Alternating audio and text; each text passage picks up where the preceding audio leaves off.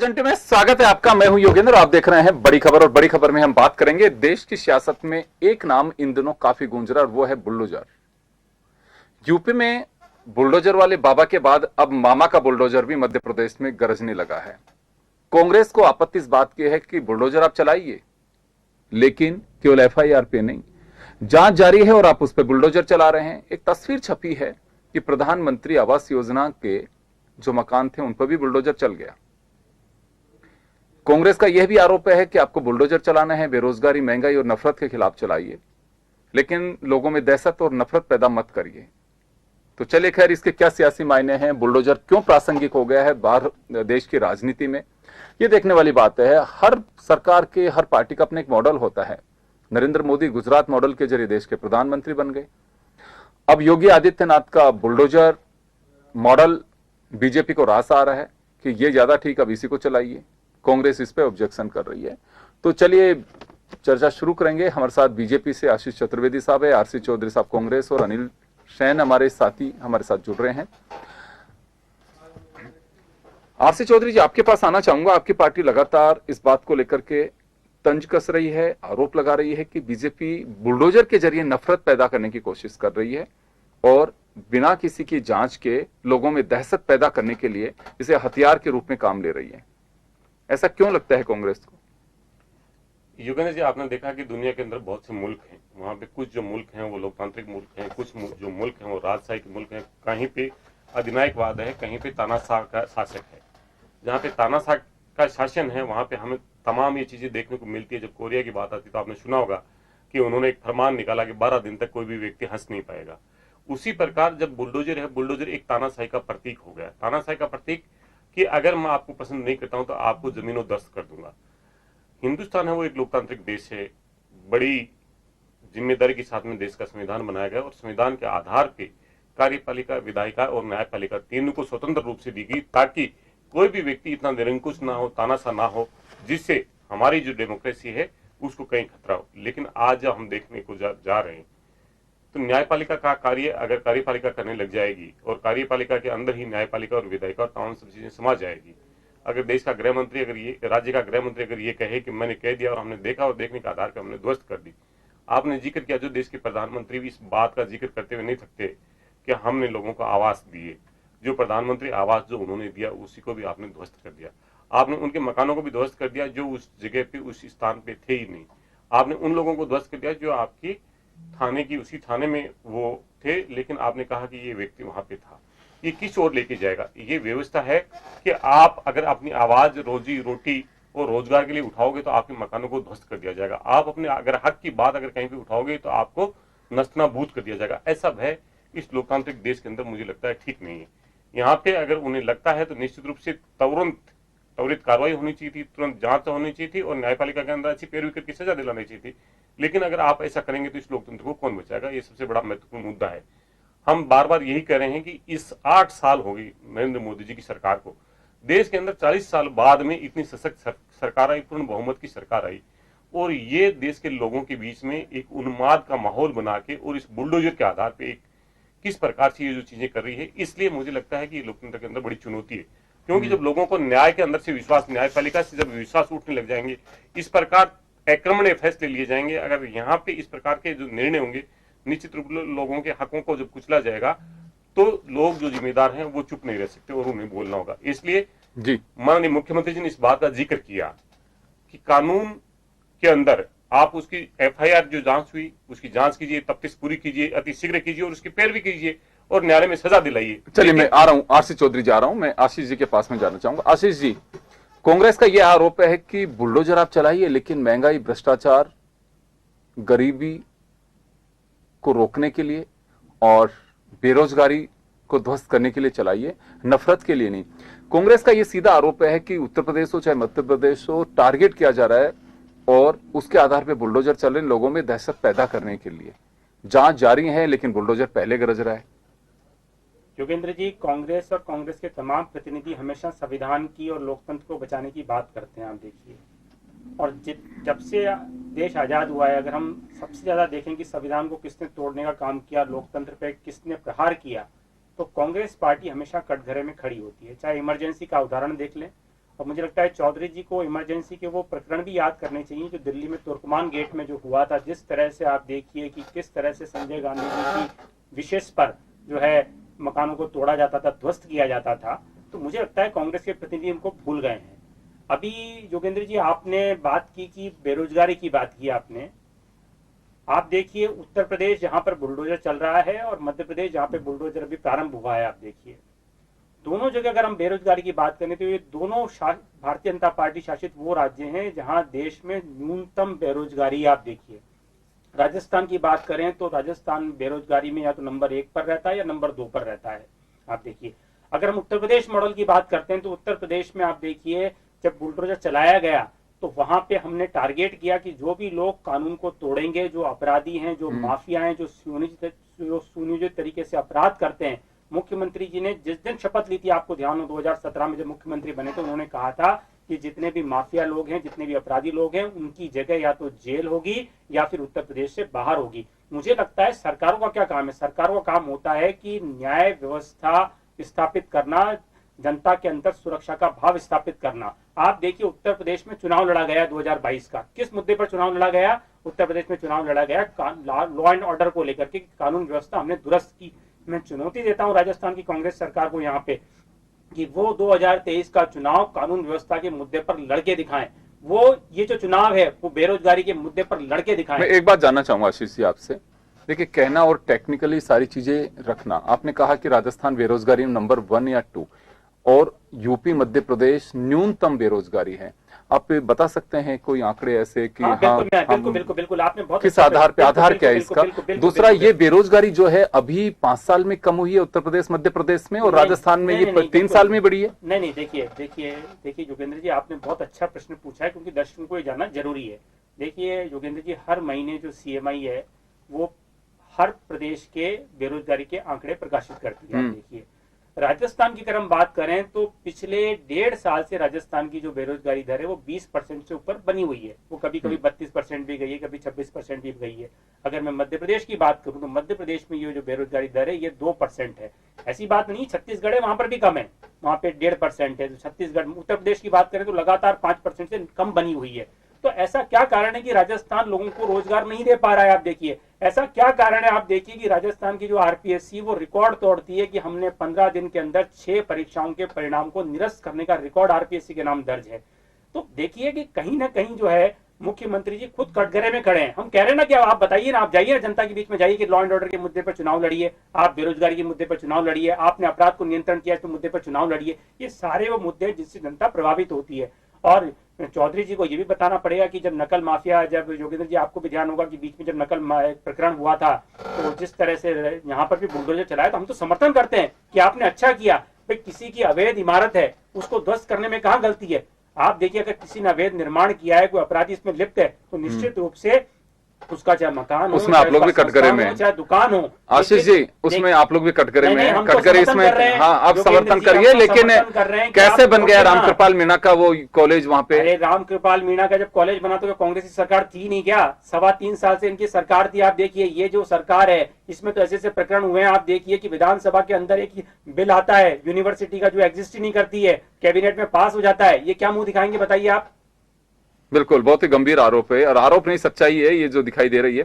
खैर चलिए अनिल आपके पास में आना चाहूंगा मैं। बुलडोजर आ रहा हूं RC चौधरी जी आपके पास में। मैं एक बार अनिल बुलडोजर आने वाले दिनों में ये कहा जा सकता है कि एक सियासी सिंबल बन गया है। अभी बीजेपी इसे बुनाने की कोशिश करे, नया मॉडल इख्तियार कर सकते हैं इसे हम कि अब बीजेपी इसे आजमाएगी। देखिए बिल्कुल ये तो रुकने वाला नहीं है। बुलडोजर भी चलेगा और बुलडोजर के साथ में बीजेपी भी चलेगी, क्योंकि अक्सर अगर पिछला इतिहास देख लिया जाए, चाय वाले के नाम से हमने देखा कैंपेनिंग बूथ और मंडल स्तर पर पहुंची, और उसके बाद में जब चौकीदार का नाम जोड़ा गया तो एक मुहिम चली सोशल मीडिया के साथ साथ में। और बीजेपी ने जिस तरह का माहौल बनाया, हमने देखा कि आम जो लोग थे वो भी जो समर्थन कर रहे थे, चौकीदार का टैग अपने माथे पे लगाकर कहीं ना कहीं लोग चलने लगे।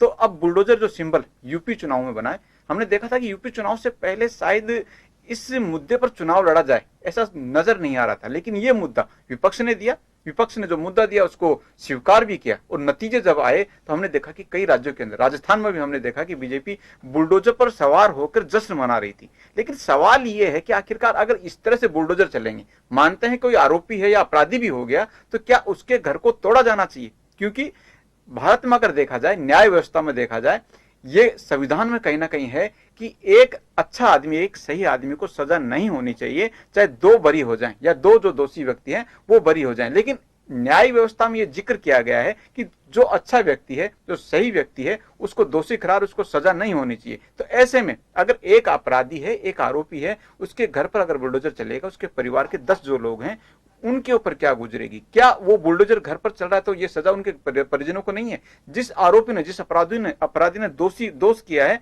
या कानून को तोड़ा है, वो सजा भुगतेगा, उसको सजा अलग से होगी। लेकिन उससे पहले उसके परिवार वालों को सजा जो दी जाएगी, क्या वो जायज है? इसके ऊपर सरकार को जरूर देखना होगा। हालांकि ऐतराज नहीं है बुलडोजर चलाने पर भी, बुलडोजर बना इसलिए ही है कि जहां पर उसकी जरूरत है उसको चलाया जाए, जहां अतिक्रमण हो उसको भी चलाया जाए। लेकिन लगता है कि कुछ लीक से हटकर बुलडोजर चल रहा है, और यही वजह है कि इस समय बुलडोजर हर तरफ गूंज रहा है। जी, आशीष चौधरी जी आपके पास आऊंगा, लेकिन मैं आशीष जी, आपने सुना अभी अनिल को कि लोगों की एक पीड़ा भी होती है बुलडोजर से। एक अपराधी हो सकता है, वो नामजद हो गया, जांच उसकी जारी है, लेकिन फिर भी बुलडोजर चल रहा है। ये मध्य प्रदेश का एक वाकया सामने आया है जो इस वक्त काफी सोशल मीडिया पे तैर रहा है, लोगों की सुर्खियों में बना हुआ है कि कोई आरोपी है, जांच जारी है, उसके खिलाफ एफआईआर दर्ज है और बुलडोजर चल गया वहां पे। देखिए योगेंद्र जी, जिस घटना का आप जिक्र कर रहे हैं प्रधानमंत्री आवास वाले मकान की, तो मैंने उसमें भी सरकार का जो पक्ष है वो देखा है। सरकार का ऐसा कहना है कि वो मकान वहां पे एग्जिस्ट नहीं करता था, वो गलत तरीके से उस जगह पे बनाया गया जो अवैध जगह थी। आप देखिए, वो ऑन पेपर कहीं और जगह बनना था और बना कहीं और जगह था। तो निश्चित रूप से अपवाद स्वरूप एक दो ऐसी घटनाएं हो जाती है, लेकिन निश्चित रूप से जहां पर भी बुलडोजर चलाए गए हैं, मैं एक निवेदन करना चाहूंगा सर। देखिए, उन लोगों ने तो बनाया नहीं, ये बाकायदा बिल्डर या उनके माध्यम से बनाए हुए हैं। अब उन लोगों का क्या कसूर है जो अपना एक आसियाना लिया उन लोगों ने, और अब ये मान के चल रहे हैं कि चलिए कोई तो हमारे लिए एक योजना लेके आया जिसके माध्यम से हमें एक छत मिल पा रही है। मकान सहज बात नहीं है, किसी का मकान बनना। योगेंद्र जी, आपको पता होगा कि मोदी जी जब 2014 में आए थे तो उन्होंने एक लक्ष्य तय किया था कि हम देश में सभी लोगों को मकान उपलब्ध कराएंगे। हाँ। और आप देखिए कि हमको गर्व भी होता है बताते हुए लोगों को कि भारतीय जनता पार्टी ने जो कहा, जो उसकी कथनी है और जो उसकी करनी है, उसमें कोई अंतर नहीं है। आप देखिए, आज अगर हम बात करें तो देश में 2.5 करोड़ से ज्यादा लोगों को मकान मिल चुके हैं। तो उन्होंने एक लक्ष्य तय किया मोदी जी ने कि हमको बिल्कुल, बहुत अच्छी बात है। लेकिन आशीष जी, यहाँ सवाल एक है, अभी जो अनिल ने सवाल उठाया और भी लोग सवाल उठाते हैं कि कोई अपराधी हो सकता है, ठीक है, गुंडा एक्ट में हो सकता है, वो आतंकी हो सकता है, मकान उसके परिजनों का है और उसमें और भी परिवार के सदस्य रहते हैं, तो या तो ये माना जाना चाहिए पूरा कुनबा ही आतंकी गुंडा ये सब कुछ है। नहीं, देखिए योगेंद्र जी, मुझे ऐसा लगता है कि हमको थोड़ा इसको जनरलाइज नहीं करना चाहिए। जो घटनाएं हो रही हैं, ये वो घटनाएं, आप देखिए किसी का वैध मकान कहीं तोड़ा नहीं जा रहा है। अगर कोई अपराधी है और उसका मकान अगर वैधानिक रूप से बना हुआ है तो उसको नहीं तोड़ा जा रहा है। ये सारे वो मकान है जो कि जिनका निर्माण अवैध रूप से हुआ है, जो अतिक्रमण करके जिन लोगों ने मकान बनाए। आप देखिए, वैसे सरकारों का काम क्या होना चाहिए? सरकारें होती क्या, सरकारों को तो काम ये होना चाहिए कि वो तय करें कि अतिक्रमण हो ही ना, अवैध मकान हो ही ना, चाहे अपराधी हो चाहे अपराधी ना हो। अगर बहुत अच्छी बात है तो वो नहीं होना चाहिए। लेकिन ये जो मकान तोड़े गए, ये वो सारे मकान वो हैं जो कि अवैध रूप से वहां पे बने हुए, जिनको बनना नहीं था। आप देखिए, तो सरकार ने एक प्रायोरिटी तय कर ली कि भाई ठीक है, हम जो अवैध निर्माण है उसको तो हटाएंगे, लेकिन अगर अपराधी है तो उस पे इस चीज को प्रायोरिटी पे लिया जाए कि उसका कोई अवैध मकान ऐसा ना रहे जो कि सरकारी जमीन पर हो, उसको निश्चित रूप से। आशीष चौधरी जी, आपके पास आना चाहूंगा। सुना, पूरा क्लियर किया है आशीष चतुर्वेदी साहब ने कि इस पे कोई ऑब्जेक्शन होना नहीं चाहिए किसी को।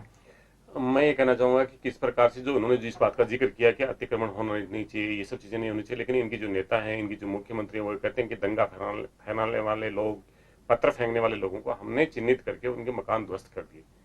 मैं ये आपके माध्यम से पूछना चाहता हूं, आप अपने दर्शकों को बताइए, क्या इस देश के अंदर एक प्रधानमंत्री, एक मुख्यमंत्री, एक गृह मंत्री ये निर्णय ले सकता है जिसके पास में न्याय का अधिकार हो, जो वो चिन्हित कर ले, जो किसी को ड्रेस से पहचान ले, किसी को पत्थर फेंकते हुए देख ले, तो बिना न्याय प्रक्रिया के वो सीधा सा उसका घर को ध्वस्त कर दे?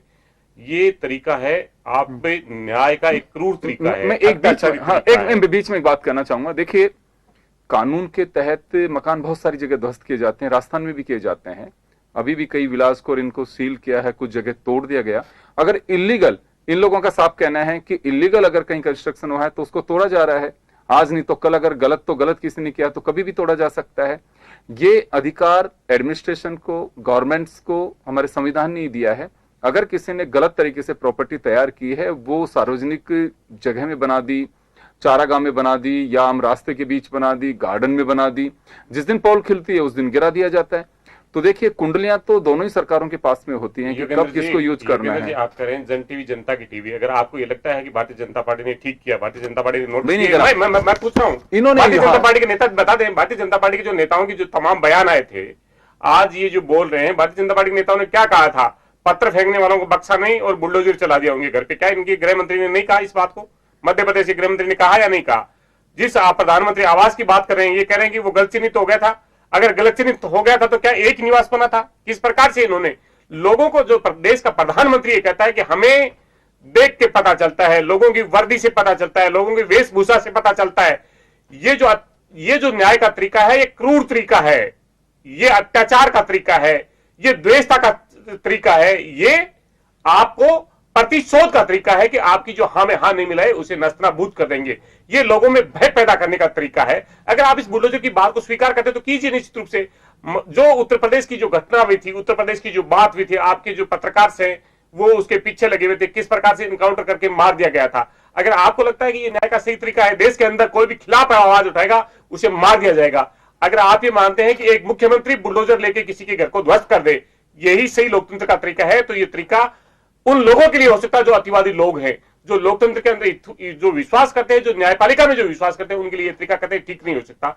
इसलिए मैं ये कह रहा हूं, इसलिए मैं बार बार ये कह रहा हूं, सुप्रीम कोर्ट के जज को यह कहना पड़ा कि जिस प्रकार से अतिवादी तरीके से जो निर्णय लिए जा रहे हैं, वो सीवी रमन्ना ने कहा कि वो ठीक नहीं है।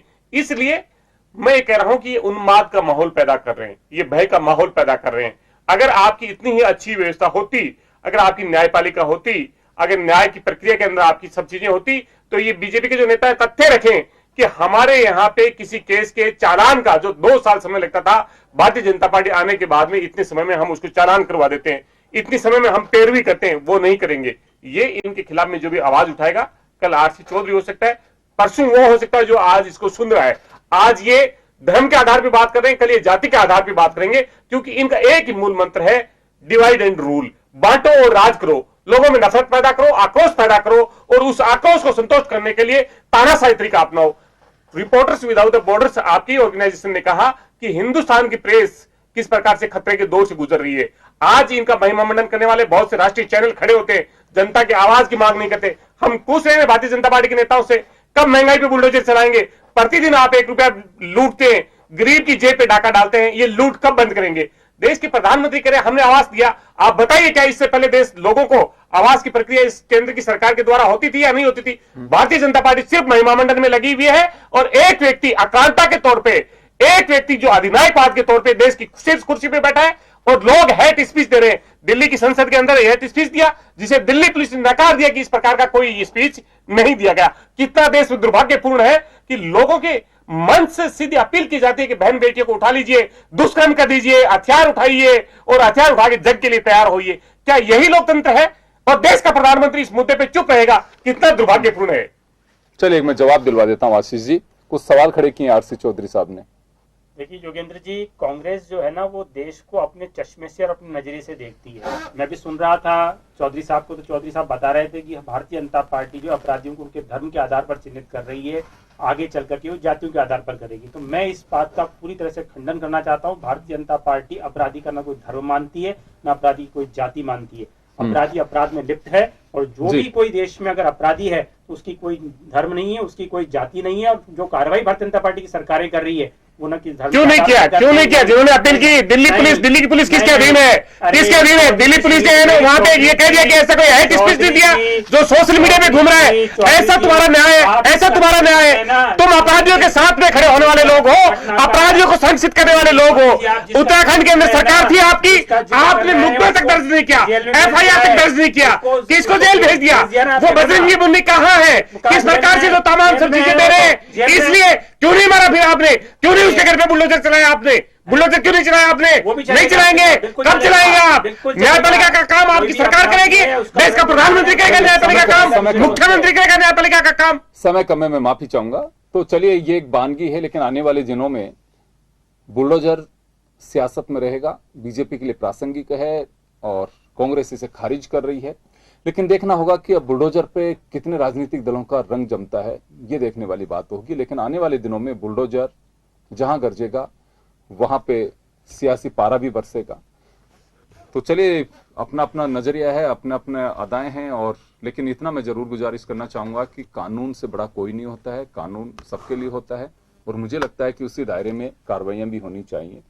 बहुत बहुत शुक्रिया तमाम अतिथियों का। बड़ी खबर में इतना ही, दीजिए इजाजत, नमस्कार।